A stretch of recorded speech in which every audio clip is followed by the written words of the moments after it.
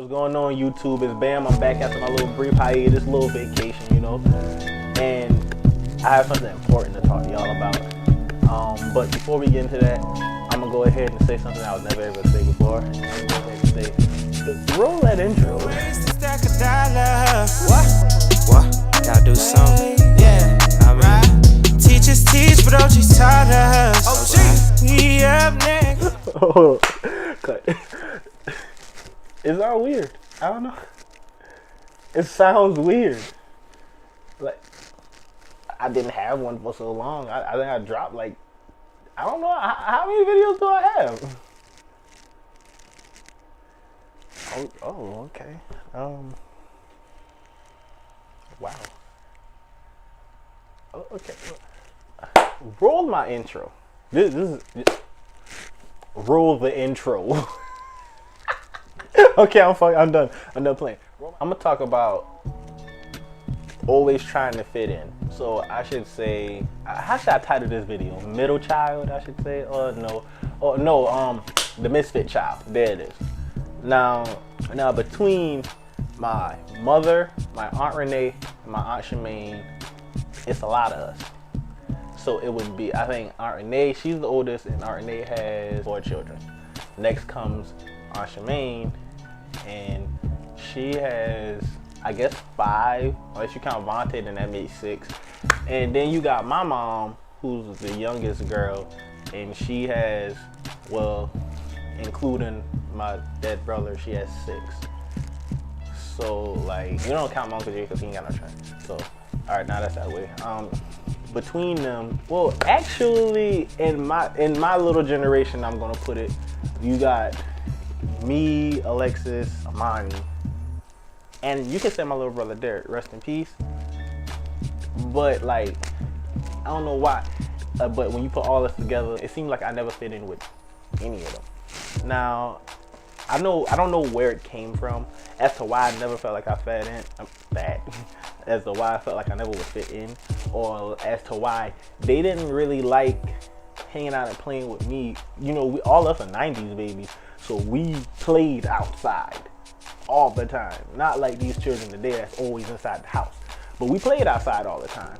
But it seemed like they didn't really too much care for me like how they cared for each other. And I guess you could say the same thing as to how I felt when coming up under my mom before I started being raised by my grandmother.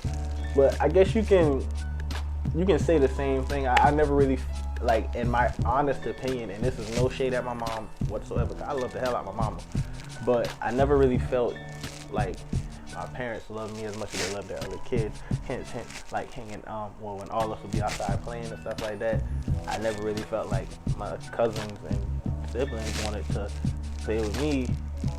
They always wanted to play with each other, and they'd always count me out. And I never understood why. And my Uncle Anthony, rest in peace, he said something that made a whole lot of sense one day.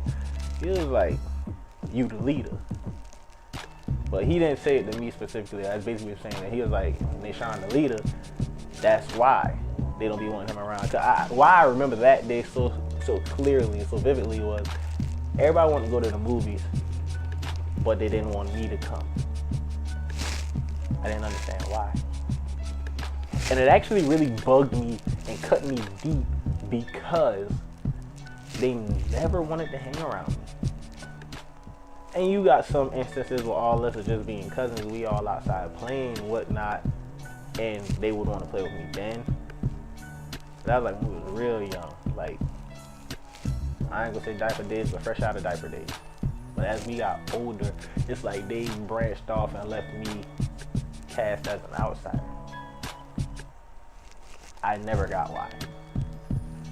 And I remember another day, like when all this was at my Renee house, everybody was playing, and no one had want to play with me. And that was, we was still basically, we had just jumped out of diaper days around that time too. Like this is Donaldson Drive days. Like, someone call it. Now where was I? Yeah, they didn't want to play with me, and I never could get why. But what kind of rekindled these thoughts was, I just got I got a notification on Facebook earlier from my cousin, and she was like, when we was outside playing with that water. It's some funny ass posts. If I figure out how to do it, I'm gonna post it in the video. I'm gonna put it in this video. But it was like that was the post, and it brought up a bunch of fun memories, but it also brought the bad memories as well. Because again, like I said, everything wasn't all peaches and cream with my come up. Not come up as in who I am, but my upbringing, I should say. Like I said, like I really didn't feel no love from nobody in my family on my mom's side. I didn't know who Bam was just yet, and I was growing up under the impression of somebody else being my dad. But once I learned of Bam, I still respect other person as my pops, but you know, I lean towards my real dad, and I go to him for guidance and things like that. In certain situations, not everything I go to my dad with, but I do tell my dad more than I would tell like a homeboy or some shit like that, because my dad is kind of like my homie too at the same time. That's my father, but at the end of the day, it's my friend. I should say that's my friend, but at the end of the day, it's my father. So he's going to be a dad more than he's going to be a friend. But when I need him, he's there. Same thing with my mom. Like, I can go to my mom about certain things. My mom and my dad didn't know like, my mom and dad know exactly who the hell I am. It ain't no shame in my game. It ain't no covering up shit. My mom and dad know who I became and what I'm striving for, what I'm pressing for. Now, all of the feelings that I had with my cousins and siblings on my mom's side, I never felt that on my dad's side, because it was kind of like I was the only child. Because, yeah, I got little cousins and stuff like that. I'm literally the middle child on my dad's side. You got Tyler, Quana, Shada, me, Arthur Kelly. So me and Shada are the middle child. We the middle children. So like, it's like, I don't know how to explain it. It's like, I never really felt that type of distance from being on my dad's side. But the reason I never felt that distance was literally because when I'm on my dad, it's like I'm my only child, unless my little brothers are over there, in which we all share the spotlight equally. That pops hang with my little brothers and stuff like that when all us at the house, but me and daddy will leave and go places. Or like, he'll send my little brothers with me. When I leave, he'll send my little brothers with me for them to ride with me and stuff like that. But like, it's so many differences between my mom's side of the family and my dad that is staggering. But you can go to my dad's side of the family, you can understand I don't really fuck with none of them motherfuckers other than my daddy, really. Like Big Bam, that's kind of the only person I fuck with. You know, like, cause I don't know them. And in all honesty, I'm not really trying to get to know them, but I'm getting off topic. What it is feeling like the misfit.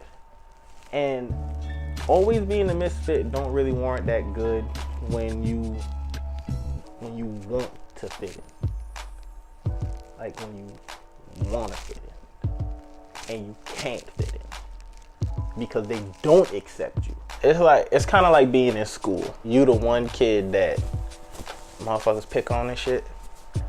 Like, I never really got picked on. I got picked on when I never got picked on in elementary school, because it was actually nothing but good vibes in elementary school. Middle school, however, that was a different story. I was so young and small, and I got picked on in the 6th grade by this nigga named Chris Kirkland. Hint, hint, not my big bro John. He went toughen up on Buddy, and I don't know why this little dude, like Chief, is no taller than me, and I'm very small. Chief not even taller than me. I'm taller than him, and I'm bigger than him. Well, now, back then I wasn't, but now I am. But I don't understand how this small person strike fear in so many hearts. I never got it.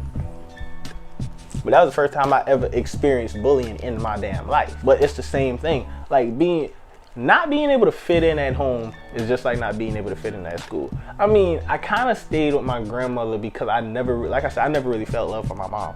But again, I guess in a way, I know my mom always loved me, but I just didn't know how to accept the way my mom wanted to love me, or the way my mom portrayed her love for me. I never accepted it. And I don't think I would ever accept that, even at this age and this mentality now. Like, I love the hell out of my mom. My mama need me, I'm there. My mama wants something, I get it for her. I take my mom out to eat all the time. Like, I spend legitimate time with my mom. So like I say, this is by means no shade to my mother. What it is me explaining being the misfit in the bunch. It's like when you a misfit, nothing you do seems good enough to roll with everybody else. So when we start hitting, when we start like really growing up, my daddy said that if somebody don't fuck with you, fuck them.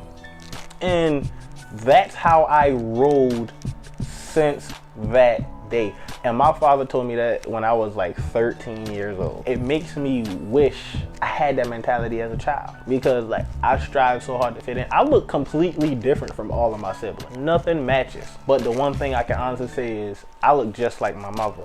Me and my older sister, we look just like mama. Well, she looked like mama. She looked like mama when mama was a child. I just look like my mama.